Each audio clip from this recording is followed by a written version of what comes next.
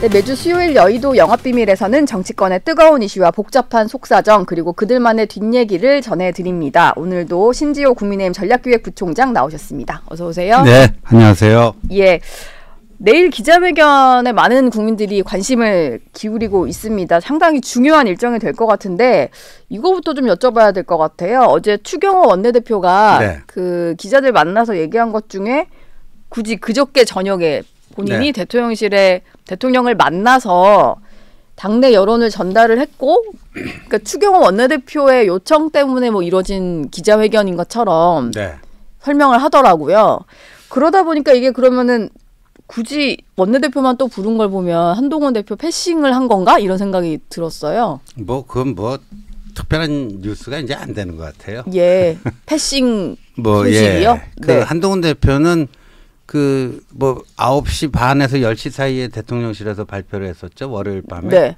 그 발표하기 직전에 언론 보도 나기 직전에 전해 들은 것으로 알고 있습니다. 아, 대통령실에서 미리 그래도 연락은 해준 거네요? 네, 한동훈 그랬던 대표에게? 것 같습니다. 예. 그러면은 이거는 어떻게 봐야 될까요? 물론 한동훈 대표가 그날 오전 최고위에서 상당히 센 수위의 발언을 했었잖아요. 네. 대통령 사과도 요구를 하고. 네.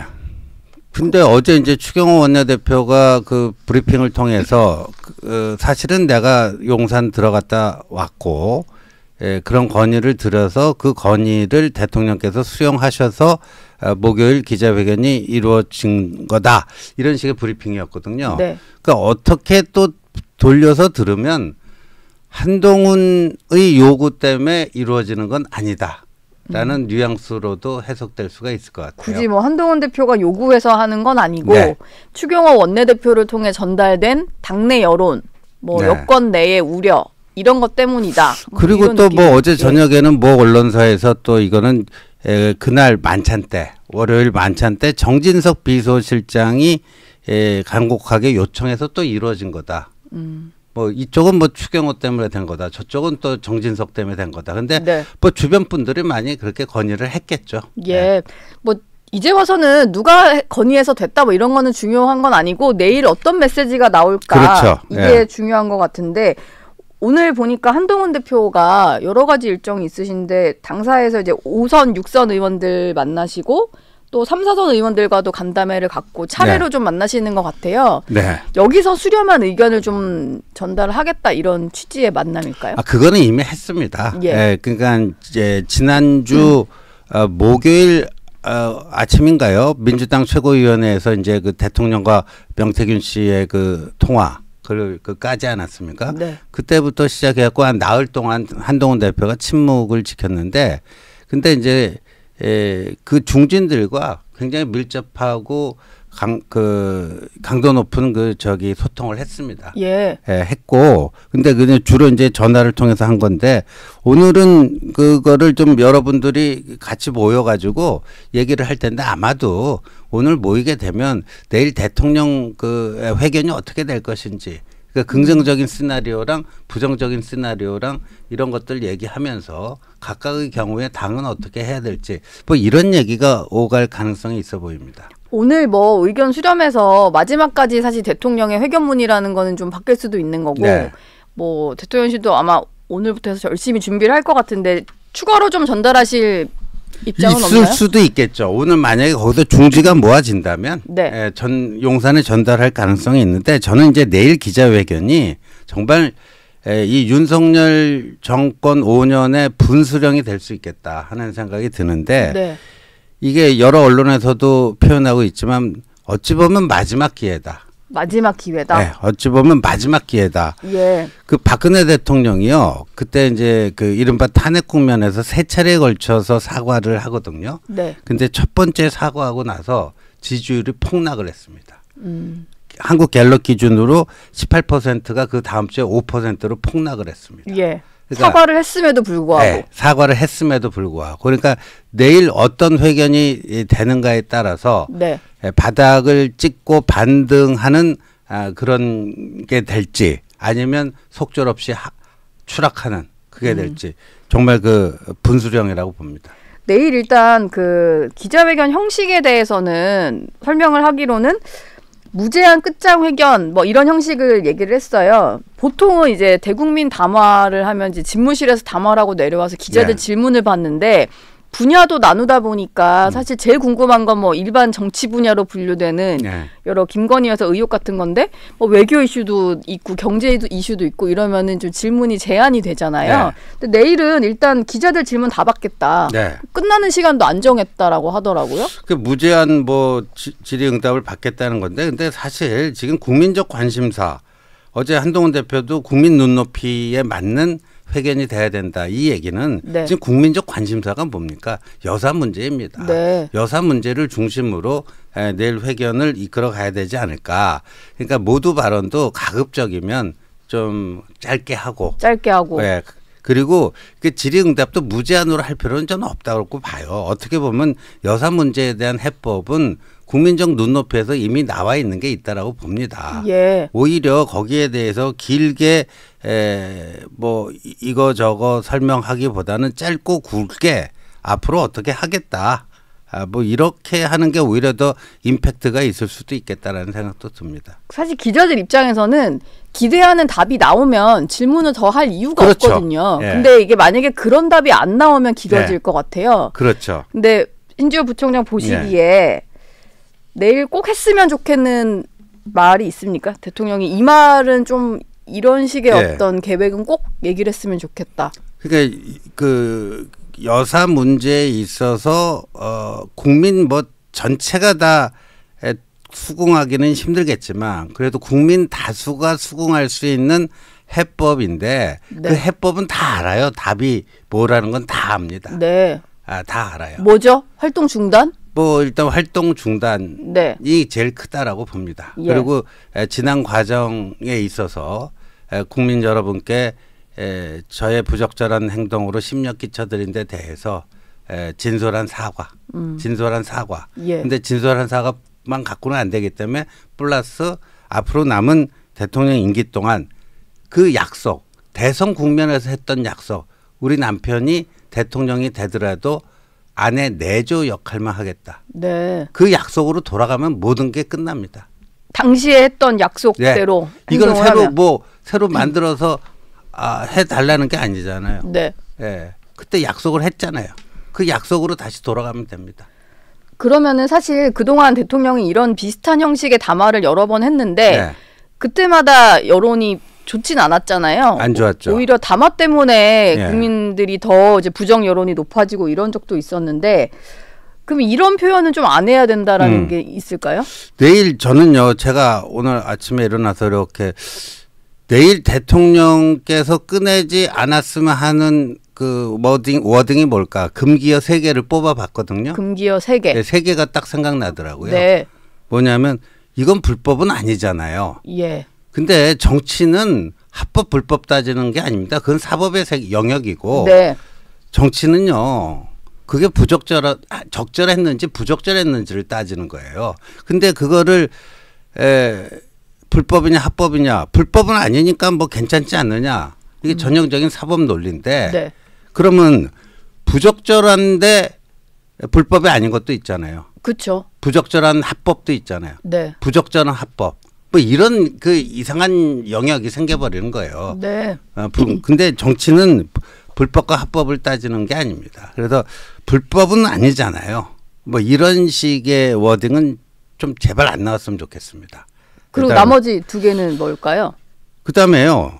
인위적인 뭐 인사 개편, 인위적인 개각은 안 한다. 뭐 이런 얘기인데 인위적이라는 그게요. 국어사전 찾아보면 자연의 힘이 아니라 사람의 힘으로 이루어지는 것을 인위적이라고 합니다. 그럼 인사라는 것 자체가 인위적인 거죠. 그러네요. 이게 말이 안 돼요. 정말 말이 안 돼요. 사람이 하는 일인데. 정치와 행정은 그 자체가 인위적인 겁니다. 그러면 인위적 그 인사 개편이 아니고 자연적 인사 개편이면 어떤 사람이 죽던가 병들던가 그래야지 자연적인 인사 개편이 되잖아요. 그러니까 이 자체가 말이 안 되는 거예요. 인위적 개각, 뭐 인위적 인사쇄신은 없다. 제발 이런 얘기는 좀 안 꺼냈으면 좋겠어요. 마지막 하나는 뭐가 있을까요? 뭐 박절하지 못해서 뭐 그랬다. 박절. 이 박절이라는 단어가요. 그때 올 2월이죠. 대통령께서 KBS 대담 과정에서 그 명품백 논란 해명하는 과정에서 박절하게 대할 수가 없었다. 근데 요즘은요 이런 거예요. 지난 10월 21일 용산에서 있었던 대통령과 한동훈 대표와의 그 차담 이후에는요. 네. 무슨 종북 목사 정치 브로커에는 아주 깍듯하게 또 이렇게 잘 친절하게 대해주면서 여당 대표한테는 그렇게 박절하게 대하느냐. 아, 네. 그렇게 또 인용이 돼서 표현이 됐군요. 그렇게 되는 거죠. 네. 그래서 이 박절하지 못해서 뭐뭐뭐 했다. 이런 식의 해명은 좀 안 했으면 좋겠습니다. 지금 말씀해 주신 게 뭐 불법은 아니지 않냐 이 부분이랑 인위적인 뭐 개편 개각 없다 이런 거 그리고 박절하지 못해서 이런 식의 표현 이건 없어야 된다고 하셨고 이게 다 앞서서 대통령 입에서 나왔던 표현들이긴 하네요. 내일은 이게 없어야 된다라는 말씀을 주셨습니다. 김건희 여사 문제에 대해서 사실 지난번 5월달 기자회견 때도 사과를 하긴 했거든요. 했죠. 근데 그게 좀 부족하다는 인식이 워낙 많다 보니까 내일 사과는 정말 진정성을 담아서 해야 될 텐데 어느 정도의 표현을 해야 이게 진정성이 있다라고 볼 수 있을까요? 그 단순 사과로는 이제는 안 돼요. 네. 단순 사과 플러스 앞으로 어떻게 하겠다. 그게 반드시 들어가야지 앞으로의 계획. 의미 있는 그 사과가 되지. 그게 아니고 사과만 한다. 그러니까 5월 10일이었죠. 취임 2주년 기자회견 때 그 명품백 수수 문제에 대해서 제 아내의 부적절한 처신으로 현명하지 못한 처신으로 심력 끼쳐드린 데 대해서 사과드린다. 그게 작년 말에 일어난 사건인데 거의 6개월 만에 사후적으로 사과를 한 거 아닙니까? 그렇죠. 총선 전에 좀 했으면 하는 의견이 전달됐음에도 불구하고 그거를 예를 들어서 2월 KBS 대담 때 박절하게 대할 수 없었다. 그때 했었으면 얼마나 좋았겠습니까? 네. 근데 이제는 그런 식의 사후적 사과로는 수습이 안 되고 앞으로 활동 중단하겠다. 대선 과정에서의 대국민 약속 그걸로 돌아가는 그게 있어야지만 이게 풀립니다. 이게 뭐 그 보수 진영의 원로들 얘기를 좀 들어보면 활동 중단은 중단인데 지금 보면 대통령실에서도 이제 내부적으로 나오는 얘기가 앞에 전제가 붙잖아요. 뭐 외교상의 어떤 의전상 필요한 것을 제외하고는 활동을 중단한다 이런 식으로 마치 그 외교적으로 여사가 나가야 되는 순방은 가겠다 이렇게 들리거든요. 근데 이런 조건도 좀 달면 안 된다라고 보시나요? 저는 그거 특히나 요번에 그 이제 에이펙하고 G20인데요. 이건 다자 외교잖아요. 그렇죠. 양자 뭐 국빈 방문도 아니고 다자 외교 이런 데는 굳이 뭐 영부인 동행하고 가지 않아도 됩니다. 그래서 국민들이 바라는 거는요. 내일 국민들이 보고 싶은 모습은 김건희의 남편 윤석열의 모습을 보고 싶은 게 아니라 대한민국의 대통령 윤석열의 모습을 보고 싶은 거예요. 네. 대통령 윤석열의 모습을 좀 보고 싶다. 근데 그 특별감찰관을 뭐 수용하는 메시지가 나올지 뭐 이런 것도 좀 관심일 것 같은데 또 한편에서는 특별감찰관은 이제 좀 물 건너간 이슈인 거고 받으려면 특검을이다 뭐 이런 말도 나와요. 그건 아닙니다. 그건 아닌가요? 특별감찰관은요. 사전 예방적 기능이 주요 기능이고 사후적으로 뭐 감찰을 통해서 뭐 검찰에 수사 의뢰하는 기능도 있습니다만 앞으로를 위해서라도 이건 기본으로 깔려야 되는 겁니다. 그러니까 식당 메뉴로 보면 그 기본으로 깔리는 거 있잖아요. 기본 찬. 기본 반찬처럼. 그런 겁니다. 특별감찰관은. 그럼 내일 이거에 대한 뭐 당연히 기자들이 질문을 하겠습니다만 명확한 입장이 좀 나와야 그러니까요. 국회에서 결정에 좀 따르겠다. 이게 이제 기존의 입장이었는데 사실상 그 북한 인권 이사 추천 문제랑 지금 링크를 걸어놨잖아요. 링크를 풀 것인가 말 것인가. 대통령으로서 왜 거기에 대해서 답을 충분히 할 수가 있는 거죠. 그 문제를 내일 예스인지 노인지 링크 해제인지 유지인지 거기에 대한 입장은 밝히셔야죠. 민주당이 뭐 대통령 기자회견 앞두고 새 녹취를 또 추가로 공개를 하긴 했어요. 명태균 씨 녹취인데 지난 이제 2022년 재보궐선거 앞두고 김건희 여사가 이제 공천에 좀 개입한 정황이라고 주장하면서 녹취가 추가로 나온 거거든요. 근데 사실 대통령 목소리가 나왔을 때보다의 뭐 파급력은 없는 것 같긴 합니다만 계속 김건희 여사를 겨냥한 녹취를 틀고 있는 상황인데 보니까 윤석열 의원이 공관위원장이었으니까 그때 뭔가 압박이 좀 이뤄지는 시점에 녹취 같더라고요. 근데 저도 그거 들었어요. 네. 근데 뭐 명태균 씨와 민주당 측에서 신원을 밝힐 수 없는 뭐 모 씨와의 대화 내용 아닙니까? 네. 근데 명태균 씨 얘기는요. 저는 세 가지로 구성되어 있다고 보는데 하나는 일부는 팩트겠죠. 일부는 팩트. 또 다른 일부는 허위 과장, 그러니까 허풍과 과장. 네. 허풍과 과장. 예. 그 다음에 마지막은 허위 사실이 있겠죠. 이 세 가지가 좀 번복이 돼 있어요. 다 섞여 있어요. 예, 제가 보건데 저는 뭐 명태균 씨 한 번도 만나본 적 없습니다만 네. 이렇게 제 감으로 봤을 때는 세 가지가 번복이 돼 있습니다. 그러니까 어제 그 녹취록이라는 게 그 세 가지 중에 어떤 건지는 뭐 근데 이게 대통령이나 뭐 영부인하고 직접 뭐 대화한 게 아니라면요. 지금 이 국면에서는 큰 의미는 없다라고 봅니다. 그 지난주 목요일에 민주당이 공개한 건 대통령의 육성이 나왔기 때문에 그렇죠. 국민들도 예. 거기에 있어서는 조금 많이 놀라고 좀 실망하고 이랬던 건데 네. 계속 갖고 있는 걸 보면 그냥 명태균 씨가 주변에 얘기하는 주장 같은 것들이긴 하더라고요. 그래서 저도 이제 정치판에서 명태균 씨와 같은 그 브로커 여러 명을 봤거든요. 네. 그분들의 공통점이 뭐냐면요. 속된 말로 뻥이 굉장히 심합니다. 아예 없는 말을 하는 건 아니지만 네. 되게 일부의 팩트를 가지고 그렇죠. 과장이 심한 그렇죠. 거예요. 예. 네.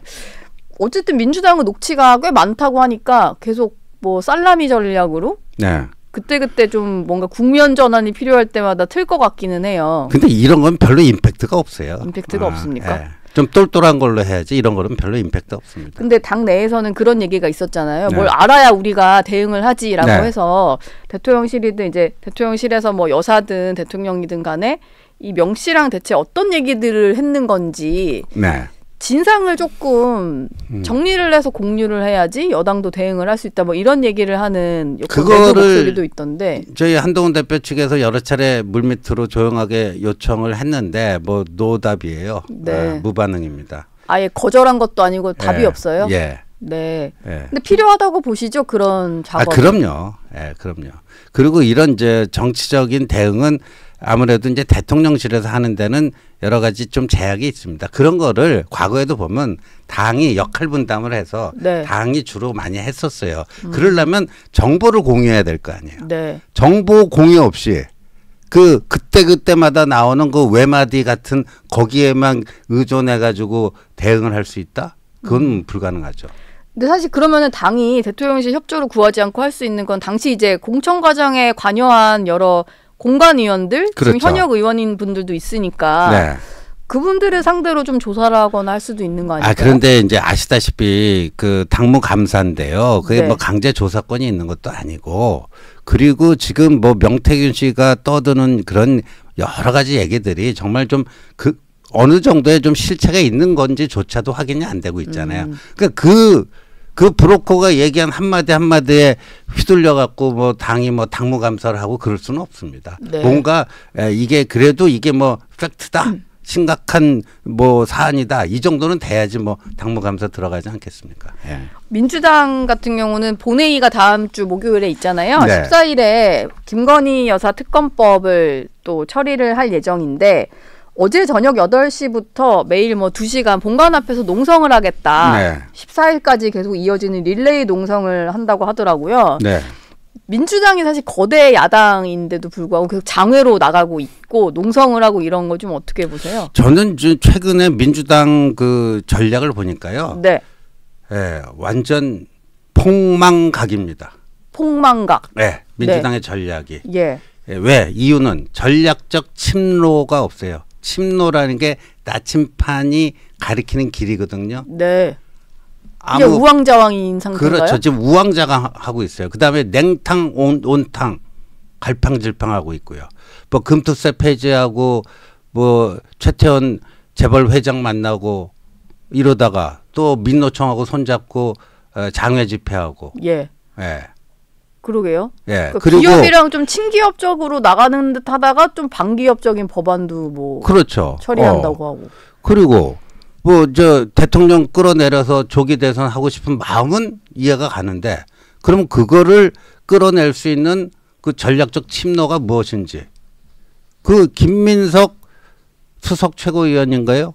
지난주 토요일 그 장외 집회에서 탄핵이든 뭐 개헌이든 하야든 뭐 대안에 보면 올 것이다. 그게 내년 5월 대선 하고 싶다는 얘기거든요. 네. 근데 내년 5월 조기 대선 하는데 탄핵이든 하야든 뭐 개헌이든 임기 단축 개헌이든 거기서 끝나는 거예요. 그 한마디로 민주당은 전략이 없구나 하는 게 드러난 거예요. 뭐 어찌 됐던 간에 네. 조기 대선이다. 뭐 네. 이런 그 마음만 들킨 거예요. 예. 그걸 마음이- 자기 고백한 거예요. 네. 이렇게 국가적 중대사인데 개헌, 뭐 탄핵, 하야 이게 얼마나 큰 그 국가적 중대사입니까? 그 중대사가 이재명 조기 대선의 하나의 그 도구뿐이 안 되는 건데 그것도 유일한 도구가 아니라 one of them이에요. 예. 예.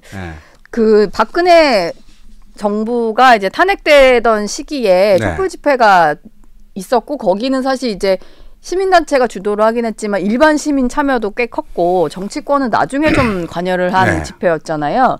민주당이 이번에도 좀 기대를 하는 건 그런 식의 어떤 국민적인 여론이 모인 네. 대규모 장외 집회인 것 같은데 네. 지난주 집회 모습을 보면 그냥 민주당 지지층 위주의 어떤 그런 거였던 것 같아요. 그래서 제가요. 네. 언론 보도만으로 그 민주당 장외 집회의 그 실상을 파악하기가 좀 힘들지 않겠나 해서 특파원을 좀 파견을 했습니다. 현장에 예. 누군가를 보내보셨군요. 예, 특파원을 파견해서 그냥 여러 가지를 좀 관찰해 봤는데요. 네. 별로예요. 집회의 동력이 좀 예. 별로예요? 예, 그러니까 조직 동원된 거 말고 자발적으로 정말 화가 나서 참여한 사람은 거의 없었습니다. 저희 그 특파원이 파악하기로는. 네. 네. 특파원까지 보내시고 네. 좀 분석을 해보셨군요. 이번 주에는 보니까 뭐 민노총이랑도 같이 한다고 하고 뭐 일부 윤석열 퇴진 운동본부 네. 이런 시민단체 모임과도 같이 집회를 하겠다고 하는데 네. 그것 역시 그냥 그들만의 집회가 되는 걸까요? 일반 국민들은 그렇죠. 참여하지 않는? 그러니까 지금 이제 그쪽 세력은 어겐 2016년 아닙니까? 네. 이제 12월 8일인가 그때 2016년 12월 8일 이제 국회에서 박근혜 대통령 탄핵 소추안이 이제 의결이 됐기 때문에 그때 뭐 6차 촛불 집회까지 해서 6차 촛불 집회가 아마 대한민국 역사상 가장 많은 인원이 모인 뭐 경찰 추산으로 뭐 45만인가 그랬던 것 같아요. 네. 주최 측 주장 한 200만이고요. 그때 엄청났잖아요. 이 광화문 일대가요. 그때는 이제 제가 현장에 한번 예. 특파원으로 나가봤는데 예. 진짜로 일반 국민들이었어요. 그렇죠. 그러니까 동원된 그렇죠. 세력이 아니고. 그때 네. 제가 여기 채널A 방송을 끝내고 가는데요. 어떤 분들이 저를 알아보고 저 새누리당 당원인데 화가 나서 나왔어요. 아, 새누리당 당원도 당원까지 나올 정도로. 그 집회에 나왔어요. 근데 지금은 지난주 토요일 날 저희 특파원이 파악한 바로는 없어요. 예. 예. 그러니까 제가 민주당한테는 깨몽, 꿈 깨라. 꿈 깨라. 예. 민주당 입장에서는 내일 기자회견에서 국민들이 기대하는 멘트가 하나도 안 나오기를 좀 바랄 것 같아요. 그래야지 그렇죠. 이번 주말에 당장 많이들 나올 텐데. 그래야 화가 나가지고 이번 주말에 많이 나온다. 예. 그러니까 민주당이 얼마나 무책임한 당이에요. 근데 정말 네. 책임 있는 국정의 주체라면 그래도 이 야당이지만 지금 의회 권력을 쥐고 있는 그런 데 아닙니까? 그러면 그렇죠. 나라가 잘 되는 방향으로 하면 내일 대통령 회견이 그래도 국민 눈높이에 맞춰서 이런 여러 가지 그 갈등이 좀 해소되는 그걸로 가기를 바라는 게 정상적인 야당인데 오히려 국민들 염장 질러서 열받게 네. 만들어서 자기들 집회에 잘 안 됐으면 하는. 네. 그러니까 무책임한 정당이죠. 네. 혹시 뭐 용산 대통령실에는 뭐 특파원을 급파하시거나 거기는 이런 건 안 없으신가요? 받아줘요. 안 받아줍니까? 네. 여론을 좀 어떻게 파악하고 계시는지 궁금해서 물론 네. 내일 오전 10시가 되면 뭐 네. 온 국민이 다 생중계로 대통령의 말을 들을 수 있겠지만 이게 하루 전날까지 좀 궁금하긴 해서 네. 대체 대통령실은 상황 인식을 제대로 하고 있는 건지 여당에서 전달된 우려를 좀 받아서 좀 제대로 된 회견이 될지 이게 그럼 뭐 특파원으로 궁금해요. 안 되고 이제 안테나를 세워서 이제 이렇게 뭐 얘기를 좀 들어볼 거 아닙니까? 근데 네. 대통령실 참모들도 잘 모르는 것 같아요. 아직은 잘 예. 모르나요? 예. 어느 쪽으로 갈지. 예. 예. 그런 것 같습니다. 그게 윤곽이 좀 나오려면 언제쯤 뭐 돼야 오늘 될까요? 밤 정도 돼야지 큰 윤곽이 나오지 않을까 싶습니다. 예. 알겠습니다. 아까 잠깐 언급을 해주셨는데 그 김민석 수석 최고위원이 뭐 탄핵 하야, 네. 임기 단축 개헌 여러 가지 얘기를 다 하고 있는데 다음 주에 보니까 윤석열 탄핵 의원 연대가 발족을 한다고 네. 해요.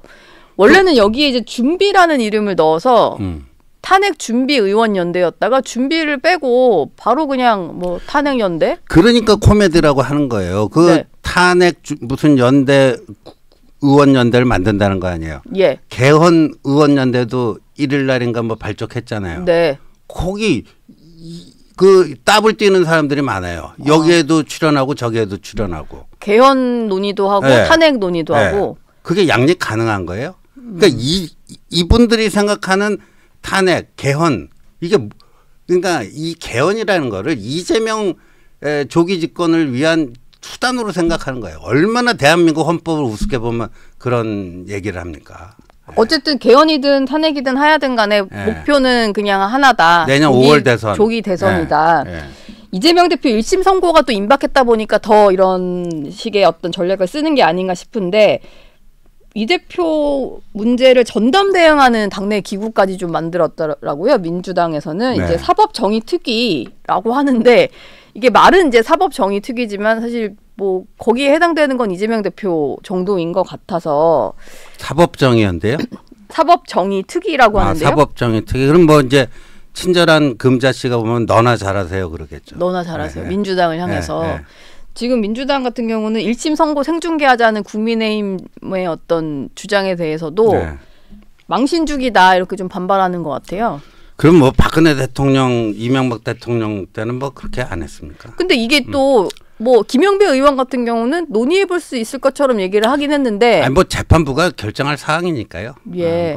예. 근데 가능성은 좀 크지 않다고 높지는 보시죠? 않을 것 같아요. 예. 요새 이렇게 강큰 재판부가 있을 수 있겠는가 하는 생각이 들어요. 강큰 재판부. 마지막 질문 하나 드리겠습니다. 25일에는 위증교사 혐의 1심 선고가 있고 15일에는 이제 공직선거법 위반이 있는데 이재명 민주당 대표가 25일에 있을 위증교사 혐의 관련해서 재판부에 피고인 진술서를 냈다고 하더라고요. 네. 근데 이미 구형을 하는 과정에서 최후 진술까지 했기 때문에 이게 법조계에 물어보면 최후 진술 마치고 추가로 진술서 내는 건 되게 이례적이라고 굉장히 해요. 이례적인데 이제 네. 마지막까지 한 번 더 호소를 하고 네. 예, 뭔가 그게 이제 조금 이렇게 지금 거대 야당 총수잖아요. 예, 당수잖아요. 네. 그러니까 이게 압력으로 작용할 수도 있어요. 압력으로. 이걸 내는 것 자체가요. 그렇죠. 재판부의 약간의 어떤 아니, 심리적 부담을 최후 진술까지 다 하고 그렇게 많은 그 변호인들 동원해갖고 다 변호했건만 네. 굳이 이렇게 한 번 더 내는 거는요. 저는 뭐 재판부에 대한 압박이라고 봅니다. 알겠습니다. 지금까지 신지호 국민의힘 전략기획부총장과 함께했습니다. 고맙습니다. 네, 감사합니다.